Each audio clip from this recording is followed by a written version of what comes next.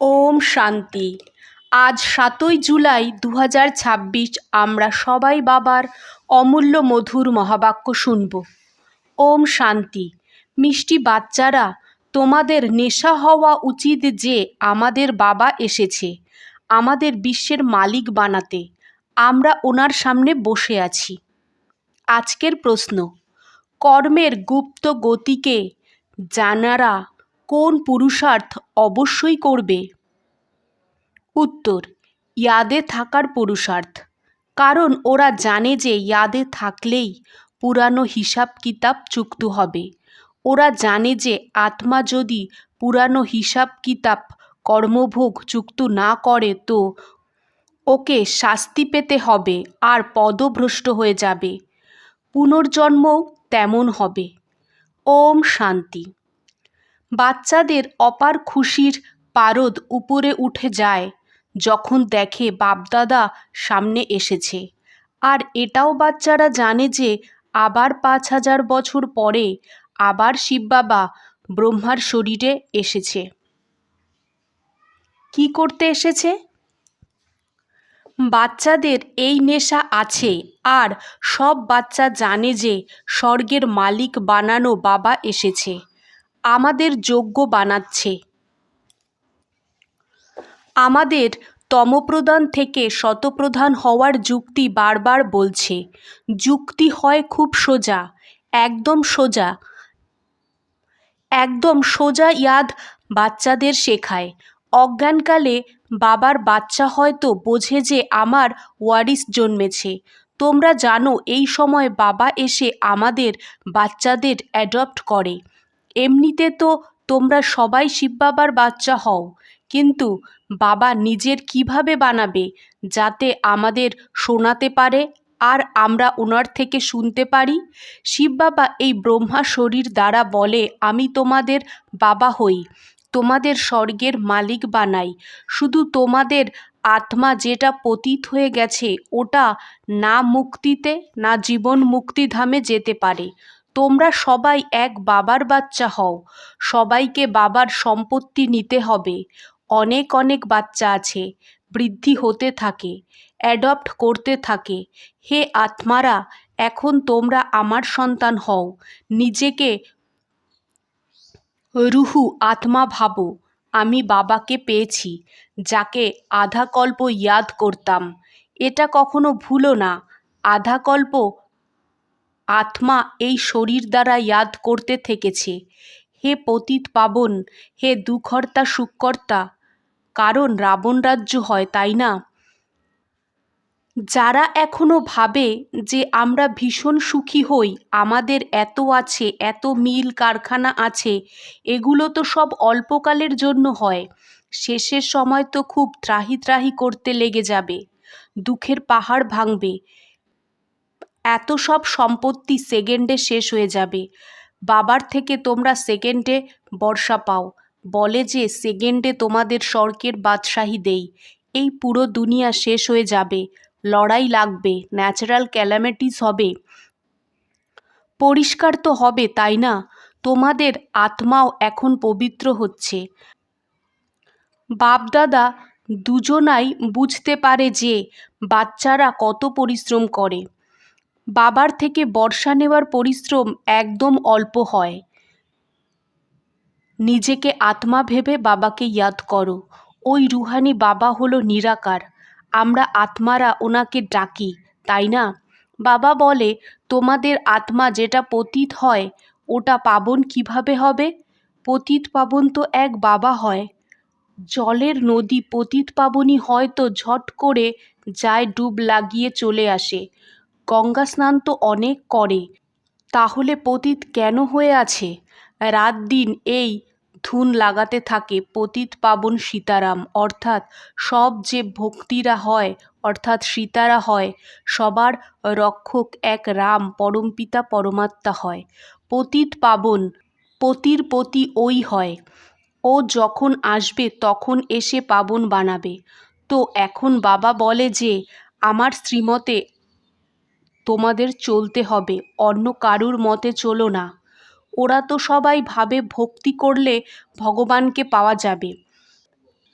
যখন কি যদি ভক্তি দিয়ে ভগবানকে পাওয়া যেত, তো এমন কেন বলে যে ভক্তের রক্ষক আসবে? ভক্তের উপর কি বিপদ আসলো যে ভগবানকে রক্ষা করতে আসতে হবে? রক্ষা তখন করা হয় যখন কোনো বিপদ আসে। বাবা বলে, তোমরা কত দুর্গতিতে চলে গেছো, এটা হলো নরক, সবাই দুঃখী রোগী হয়, ঘরে ঘরে দেখো কি লেগে আছে, দুঃখী দুঃখ। এই জন্য ডাকে যে বাবা আমাদের দুঃখ দূর করো, সুখ দাও। ভারতেই সদা সুখ ছিল, এখন দুঃখ আছে। ভারতেরই কথা, অন্যান্য খণ্ড তো হয়ই আলাদা। ওরা তো আসেই পরে, কেউ 60 জন্ম, কেউ এর থেকেও কম জন্ম নেয়। 84 জন্ম দেবতা ধর্মের লোকেরা নেয়। তো এই হিসেবে আধা কল্পের পরে যারা আসবে তারা 84 জন্ম থেকে অর্ধেক জন্ম নিতে থাকবে। এমন নয় যে সবাই 84 চক্র লাগাবে। মানুষের তো যা মনে আসে তাই বলে দেয়। এখন তোমরা বাবার দ্বারা অবিনাশী জ্ঞান রত্ন নিয়ে নিজের ঝুলি ভরছো। রত্ন তো অনেক ভ্যালুয়েবল হয়। বাবা বোঝায়ও খুব সোজা করে। বাবা বলে, তোমরা ডাকতে থেকেছো, হে পতিত পাবন এসে আমাদের পাবন বানাও। তো বাবা এসেছে। এখন তোমরা বোঝো, আমরা পাবন হব তো স্বর্গের মালিক হব। শিব বাবা আমাদের পাথর বুদ্ধি থেকে পারস বুদ্ধি, পাথরনাথ থেকে পারসনাথ বানাতে এসেছে। ভক্তিমার্গের চিত্র সব পাথরের বানানো আছে। বাবা বলে, তোমরা যতই পরিশ্রম করো লাভ কিছুই হয় না। আগে তো তোমরা বলি হয়ে যেতে, তাতে কী লাভ হয়েছে? আবার তো উল্টো কাজ শুরু করে দাও। পতিত পাবন বাবা আসে একবার সঙ্গমে সত্যযুগে, তো ভক্তিমার্গের কথা হয়ই না। বাবা বলে, তোমাদের স্বর্গের বাদশাহী দিয়েছিলাম, কত সোনা হিরে জহরতের মহল ছিল, অথাৎ ধন ছিল, এগুলো কি করেছো? এখন দেখো তোমরা কত দুঃখী হয়ে গেছো। তোমরা আসলে দেবী দেবতা ধর্মের ছিলে, তাই না? এখন শুধু তোমরা রাজা আর তমতে এসেছো। তোমরা তো দেবতা ধর্মের ছিলে, তাহলে নিজেদের হিন্দু কেন বলো? অন্যান্য সব ধর্মের লোকেরা নিজেদের ধর্মকেই মানে। ধর্ম তো একটাই হয়, তাই না? মুসলমানদের মুসলিম ধর্ম, খ্রিস্টানদের খ্রিস্টান ধর্ম, চলতে থাকে। তোমাদের কি হয়েছে? তোমরা অনেক সুখী, পবিত্র, সম্পূর্ণ নির্বিকারী ছিলে। এখন কত বিকারী হয়ে গেছো। কেউ জানেই না যে বরাবর আমরা সম্পূর্ণ নির্বিকারী ছিলাম, আবার সম্পূর্ণ বিকারী কিভাবে হয়েছি? 84 জন্ম নিতে নিতে শত থেকে তম হয়েছি। এখন একদমই তমপ্রধান পতিত হই। সত্যযুগ থেকে কলিযুগ অবশ্যই আসবে। সব ধর্মকে শত রজ তমতে আসতেই হবে, বৃদ্ধি হতে থাকে। তোমরাও ঝাড়ে আছো, তাই না? ঝাড়ে দেখো শেষে ব্রহ্মা দাঁড়িয়ে আছে। ঝাড়ের উপরে ব্রহ্মাই 84 জন্ম নিয়ে গিয়ে শেষে দাঁড়িয়েছে। তোমরাও যারা নিচে ব্রাহ্মণ বসে আছো, ওরাও আবার শেষে পতিত শূদ্র হয়েছ। তারপর নিচে রাজযোগ শিখেছ। তোমরাই শূদ্র ছিলে, এখন ব্রাহ্মণ হয়েছ। এটা খুব ভালোভাবে বোঝার ব্যাপার। এখন তোমরা রাজযোগের তপস্যা করছো। সত্যযুগী দেবতাদের ডিটি বলা হয়। সূক্ষ্মবাতানবাসীরা হলো ফরিস্তা। এখন তোমরা ফরিস্তা পবিত্র হও। বাবা কত সহজ শিক্ষা দেয়। এখানে এসেছই যোগের কামাই করতে, এতে লেগে যাওয়া উচিত। আচ্ছা, মিষ্টি মিষ্টি সিকিলাদে বাচ্চাদের প্রতি মাত পিতা বাপদাদার ইয়াদ প্যার আর গুড মর্নিং। আজকের ধারণা 1, শাস্তি থেকে মুক্তি পাওয়ার জন্য পুরানো সব হিসাব কিতাব যোগবল দ্বারা চুক্ত করতে হবে। ট্রাস্টি হয়ে সব কিছু সামলাতে হবে। কোনো কথার চিন্তা করো না, আত্ম অভিমানী হতে হবে। 2, এটা কামাইয়ের সময়, এতে ঘরবার ধান্দা আদি এগুলো ইয়াদ করো না।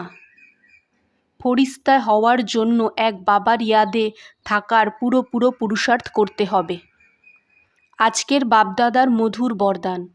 ইয়াদের সার্চলাইট দ্বারা বায়ুমণ্ডল বানানো বাচ্চারা বিজয়ী রত্ন ভব। বিস্তার।